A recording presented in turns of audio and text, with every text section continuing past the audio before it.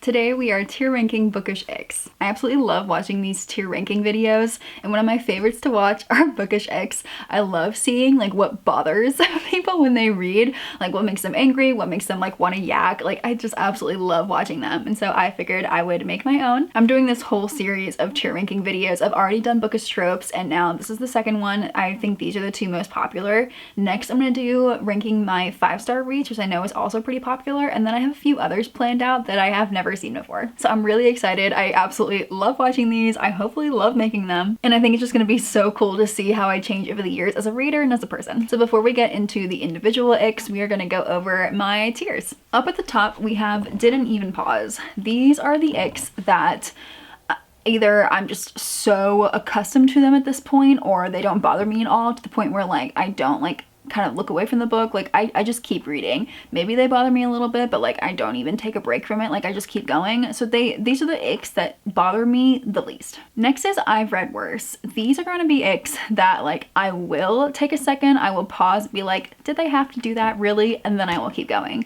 Like I've definitely read worse, but I've read a lot better. And then I have 2 tiers for physical reactions, because I've realized going through this that like I react to things differently. First, I have physical angry reactions.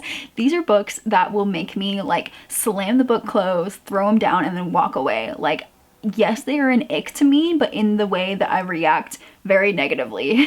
These don't happen super often, so don't think I'm like a crazy reader, but they do happen often enough that I'm gonna be pissed off at the writer. And then the tier below that is gonna be physical ick reaction. These are the ones that are gonna give me like a full body shiver, or I'm gonna be like over to the side, like I'm gonna wanna yak. And then lastly, we have pick another profession. These are gonna be icks that either just like bother me so much, or just anger me so much that like the author, the person who's marketing it, somebody in the line needs to be fired and needs to pick another job, because like you fucked up so badly. You should not be in this profession. When I was first making this, I even had another category in which at the top where it was like hear me out, in which like I actually enjoyed this, but I was going through and not a single one of these could possibly be put into this category, so I got rid of it. All right, let us jump right into the icks. Starting off nice and not strong at all is calling her a B word. This is immediately going into another profession. When I read this in a book, it is an immediate DNF, an immediate angry 1-star, an immediate author added to the blacklist. There is no world in which a male main character calls our female main character a B word and I can root for them as people. If somebody were to call me a B word in real life, you've made an enemy for life. I will never, ever see you in a positive light, ever. So not only is that like completely unrealistic, but if you're teaching women that it's okay and like you can still end up with this person, like no, you should not be writing. You need to have higher standards, and you can't be lowering standards for all your readers. Like absolutely not. That is just an immediate pick another profession. You need to be out of writing. Love triangles for me are very particular. I really enjoy them when the choice between the love interests is more than just who should I bang kind of thing. Like I need it to be which life path are you following, which value are you realizing you hold more, you know, like I need the love triangle to have a lot more to it than just who do you think is hotter. I have read quite a few of them, so I'm gonna put it up to Didn't Even Pause, because sometimes I really do enjoy them when they're done correctly. Insta love will give me a physical ick reaction. I super hate it when we get this very typical, like she walks into a room and she's like, oh my god, that's the hottest guy I've ever seen. And then the chapter ends and then we get his point of view and it's immediately, wow, that's the hottest lady I've ever seen. And then pretty much immediately they go and see each other and they're like, yep, you're my person. And it's like, oh, it's so boring to read about. It's so uninteresting and like I hate it. So usually when I read that, I will either DNF it because I'm already sick of you, like you're obviously gonna get together, or I will like give it a very low rating. Like I do not like insta loves, and a lot of them, particularly when they're like go into heavy detail about how they look, that's when I go bleh. Okay, something to know about me as a person is I do not want children. I do not enjoy having children around me, and I do not like reading about them. So that is a physical ick reaction when there is a child in a book. At the very worst, I'm going to like pause the book and kind of like sigh and let my shoulders droop because I'm disappointed because I don't want to read about this. Or when they go into too much detail about like, I don't even want to talk about it, like too much detail about like changing diapers or like the child is making a mess or something, that's like a shiver or like it makes me want to yak. Like I do not enjoy it. Protective MMC super also depends. When it's in a fantasy setting, good. When it's in contemporary, it depends. Either way, you have to be protective and not controlling. So I'm gonna put it into didn't even pause because sometimes I do enjoy it, but it really depends. The guy can't be an asshole and he can't be trying to own her. Singing cheesy songs is a physical ick reaction. This is when either the person is a musician and they're the ones like playing the instrument and singing, or it's like a song, and it's particularly when it's like the formatting is all this space and then like the song lyrics in italics right there, and it's like, you're the love of my life, or you know, something like that. Oh, I get secondhand embarrassment so bad. As somebody who has had somebody like, unfortunately multiple somebodies like sing at me, the PTSD that I get from that is just like, ugh. Miscommunication is the only conflict. This is going into physical angry reaction because this is normally when they hinted at a problem early on and then later on it all comes out and I'm like, you could have just talked this out and everything would have been fine, either then or now. But of course you have to have a third act breakup or whatever people in the romance industry think you need to have, and that makes me so mad. Usually I will like put the book down or like angry huff or just like walk away for a little bit. I hate it. No intellectual chemistry makes me sad. And unfortunately it's not the worst thing I've ever read, so I am gonna put it into I've read worse. This is when either the only thing they have going for them is physical chemistry, like they just think they're the hottest people ever, or they just like talk about their feelings. Like this is when we don't get conversations about things outside of like their bodies and their emotional like thoughts. Like I need characters that talk about other things. Like I want them to be smart together. I want them to actually have conversations and get to know each other and like just on a deeper level than like what you're feeling and what you're looking like in that moment. Clumsy or quirky. This is when characters are introduced to us when they trip into the scene or they spill their coffee or they're just so quirky, you know, like okay, yeah, you can see it's a physical ick reaction for me. I'm so over it. Like it was good in Tangled and it was good in that kind of era, but then we just did it so much that it just became too much. Like honestly, after Frozen, like 2 was enough. 2 was enough. We did not need more than that. Having like a clumsy or quirky character every once in a while is fine as long as it's like not their one and only defining trait. Like that will drive me crazy. Single parent, again, is gonna go into physical ick reaction, assuming that the child is on the scene. If the child is like not really a character and it's just like sometimes there but isn't part of the plot, then like I just ignore it. But yeah, this is when I do get a little upset about that. Losing their powers. I really want to put it into pick another profession because it just makes me so mad, but sometimes I really enjoy the build up to it. I love it when a character is like getting their powers, they're training, they're making it better, they're winning battles, they're, you know, they're becoming the top of their game. So I really enjoy the build up. It's when they either voluntarily or non-voluntarily get their powers taken away from them at the end of the book that makes me so incredibly angry. Like, what was the point of us going through this entire character development for that all to be ripped away? And sure, you can say like, oh, it was the friends we made along the way. Like, no, it was the power you made along the way. Like it's part of it. Moving on. Excessive physical descriptions is going to go into physical ick reaction, and this is what I'm talking about. Like the example that comes to mind is I was reading a bunch of the original James Bond movie books a while ago, and I don't know a single thing about any of the males. I don't know what they look like, I don't know what they are, but I know the exact shape and angle and size and firmness of every female character's like boobs and butt and eyes, and like it's absolutely ridiculous how into detail. Like, we did not need that. You're different from other girls.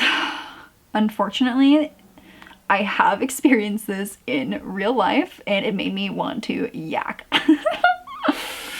Oh, I hate reading about it. It just gives me PTSD back to that moment, and I want to avoid it for as much as possible.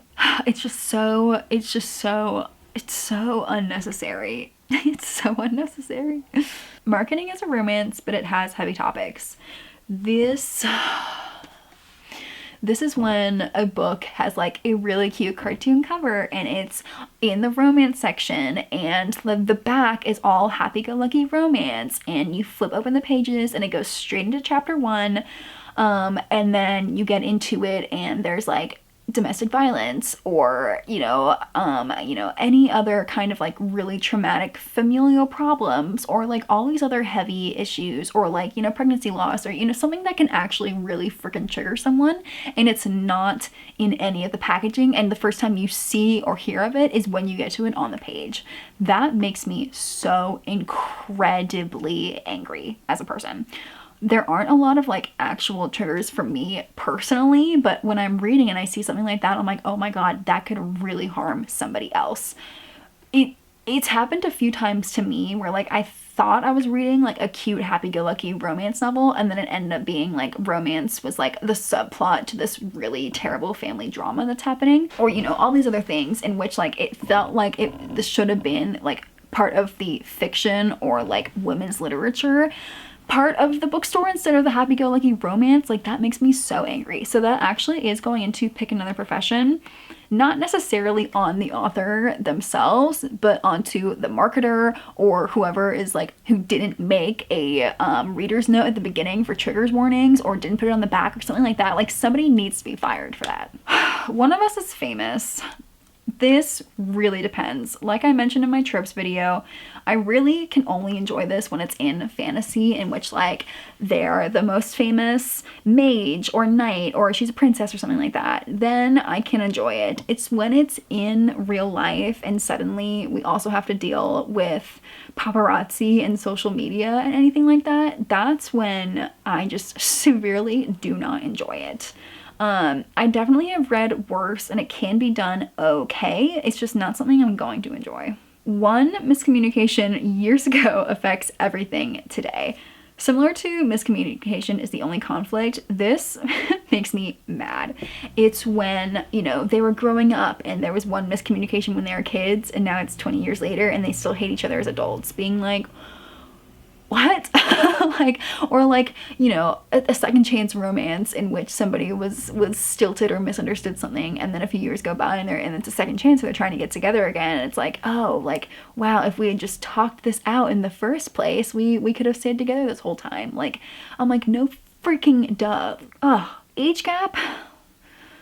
I've read it a ton recently, in which she's usually in her early to mid-20s and he's usually in his 30s or even 40s. And I'm like, what the literal heck? You can't find anybody else your age? A lot of it's like, she's traumatized and he's traumatized, so they're traumatized together. And it's like, really? Like, you couldn't find anyone else within 5-10 years of each other? You had to go for somebody 15 years older than you. Particularly when repeatedly they're like, okay, I can't be feeling these things, like, she's too young for me, and then it happens anyway. Like, the frick, sir? Like, jail. Or even when she's a child at the time when they meet, and she either grows up like having a crush on them or whatever, and now like 10 years later they get together. Like, it's gross.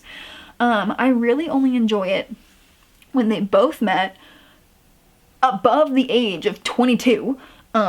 So there's at least some mental whereabouts in the younger person. It's always the female. And when they become friends first, when the first thing is like, wow, they're hot. Like, sir, you're fucked up. So that's gonna go into physical ick reaction. Touch Them and Die is kind of silly, goofy, and contemporary because you're just gonna go to jail. It hits a lot harder in fantasy, so I'm gonna put it into didn't even pause because yeah, sometimes I'll give a little chuckle, but usually I enjoy it. Pop culture references really depends. I enjoy it none of the time. I don't know why I love with that. When it's like every chapter they're like Gilmore Girls and Beyonce and you know this and this and this, and I'm like, you don't need to have this. You could just say like her favorite TV show or like her favorite pop artist or like this drink or like scrolling through videos on her phone. You don't have to say TikTok. Like, bleh. I hate it. I hate it. I hate it. Accidental pregnancy. Oh, I wish I could put it into pick another profession because this is quite literally my worst nightmare. But unfortunately, people enjoy this. I am not one of those people. It makes me scared for my life and it makes me want to yak.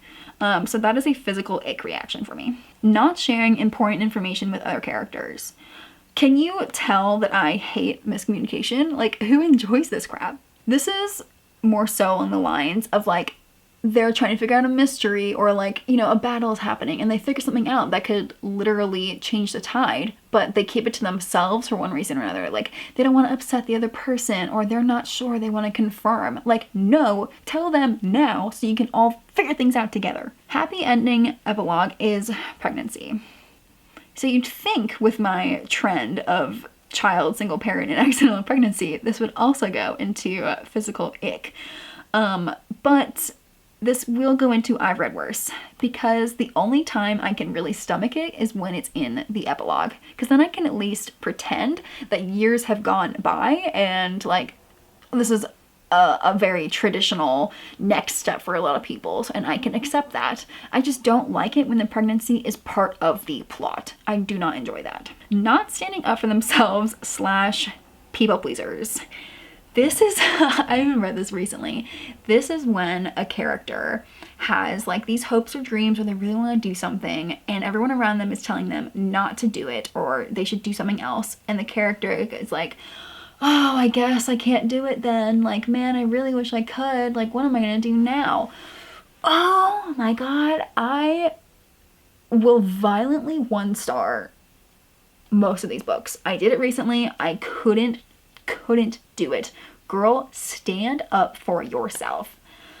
I would love to put it into pick another profession, but I can assume they have other things going for them. So this is a physical angry reaction for me. Like, if you are such a people pleaser and you're not getting your shit together, I can't do it. Like, I will angrily stop reading your book. Okay, timeline / distance doesn't make sense. I am one of those readers that if you put in a map or you describe a house or a town or anything and you give me a hint of what season it is, anything at all, I will know everything. I will know which direction is which, like how long it'll take to get places, what time of day it is, what time of year it is. Like, I will know all of that. I'm like that in real life. I like that in books.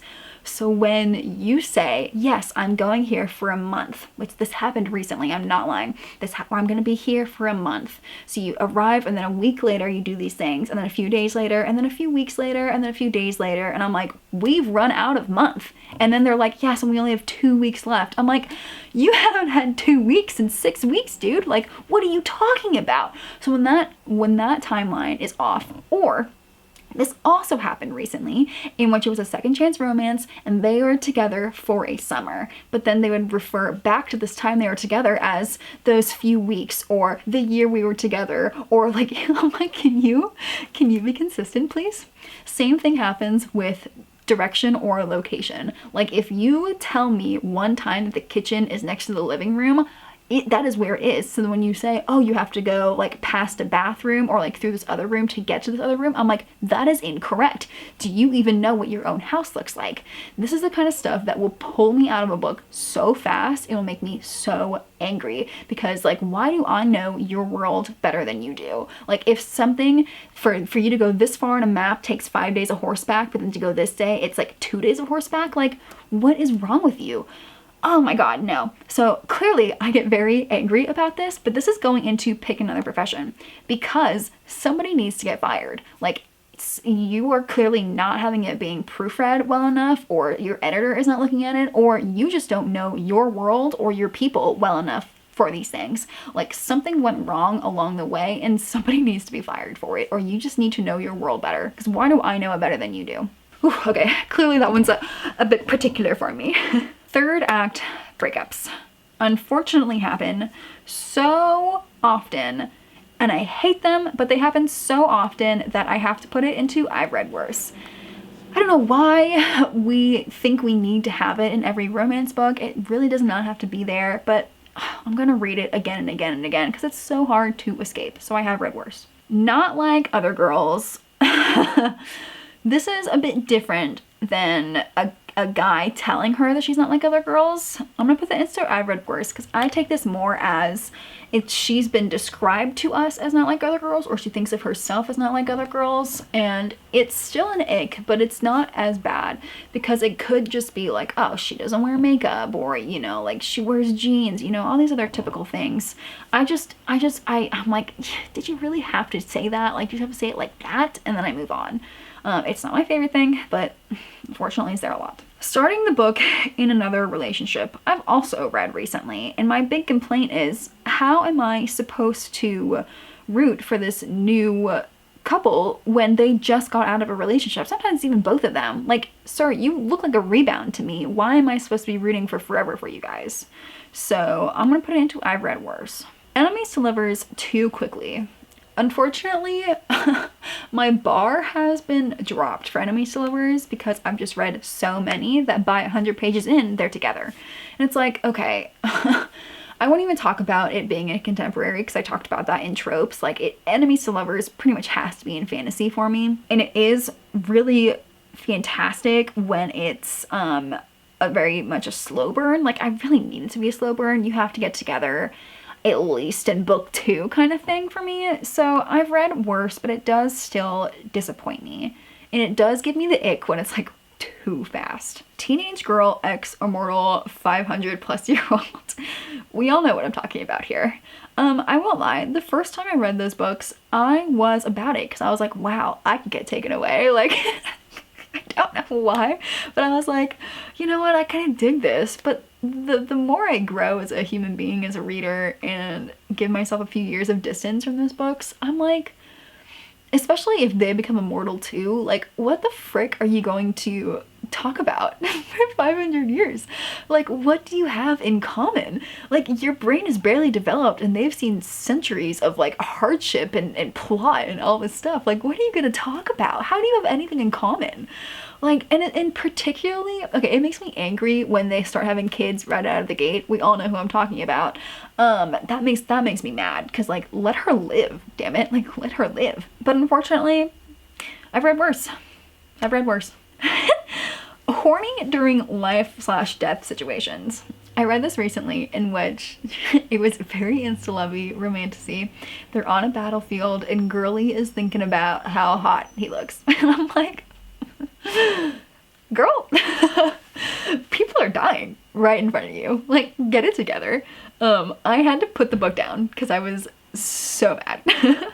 Pet names really, really, really depends. I'm gonna put it in I've read worse because it depends. Sometimes it's cute, like sweetheart or love, or I love it when it's in a different language or it has like some inside joke that is meaningful to them. But when they say like bunny or or something like that, like, that's a physical ick. That's a physical ick. So it really depends. Okay, overly stubborn characters that ignore evidence. This is what I mean when like a character thinks this person is good despite like all of these red flags, or when they're like trying to solve something and everyone's like, okay, all the evidence is pointing towards this person, but our main character is like, no, it's definitely this person, and of course it's the other person, or like that person's bad. Like, you ignored all of the signs. Why did everybody else see it but you? Like, it makes me think that the main character is stupid, and I don't like reading about stupid main characters. So this makes me angry. Describing outfits. I read a book recently in which every single day we got a full head-to-toe description of what everyone was wearing, down to every single detail possible. Not only is that so unnecessary, but I think it actually really hurts your book because it dates you as a book. Like, I know that book was published in 2023 because that's the fashion, and it's gonna be stuck in 2023 forever. Like, people could have, you know, loved it from years on the road, but now it's going to be always stuck in 2023. And that is seriously unfortunate. I have read worse though. Like, I will read it and be like, why? And then I'll just keep going. So it doesn't like hurt me personally. It's just, it's not necessary. Miscommunication, unfortunately, is so damn common that it has to go into I've read worse. I do get angry about it, but it's just so stupid common all the time that I know it's coming. There's gonna be some miscommunication in every stupid romance book. It's gonna be there. I read it and I go, there it is, and then I keep going. Teenager is the best in the world. This is when, we all know what I'm talking about, when the 18-year-old is the best assassin in the world, or when the 22-year-old is the #1 paid NFL player, or like something like that, where it's like, are you sure? Like, are you sure? These people over here that have been training for decades, they're not better? Like, this 18-year-old is gonna beat them in like sword fighting or whatever it is that they're doing? Like, are you sure? For this to work, you really gotta prove it to me. Like, you gotta give me a backstory on how they got there. You have to prove it to me on page. Like, I have to visibly see them through plot of them actually being the best. Like, if they say they're the best and then they get beat somewhere along the line, then like, you fucked up. But even saying all that, I've unfortunately read worse. Enemies in contemporary romance. It's just stupid. Like, it's just stupid. It's gonna go into I've read worse because it doesn't make me angry. I'm just like, no, you just mislabeled this. Like, this is dislike to lovers. It's not enemies to lovers because it does not exist in contemporary. Main character is a terrible friend. Unfortunately, this is super, super common. And by this, I mean that the main character gets together with their friends and they immediately start talking about our main character's problems. And I understand in a way that conversation has to move the plot forward, and we can't have the, oh, how are you doing today? Like, what's going on in your life? Like, we can't have too much other side plots going on. So I understand that from a plot and pacing point of view, but all it's really doing is proving to me that this is a terrible friend and they're not worthy of the friendship that they have been so given. Either that, or they're just like, sometimes it's even on page in which they're so visibly wrapped up in whatever's going on in their life, usually the love interest, that they're missing signs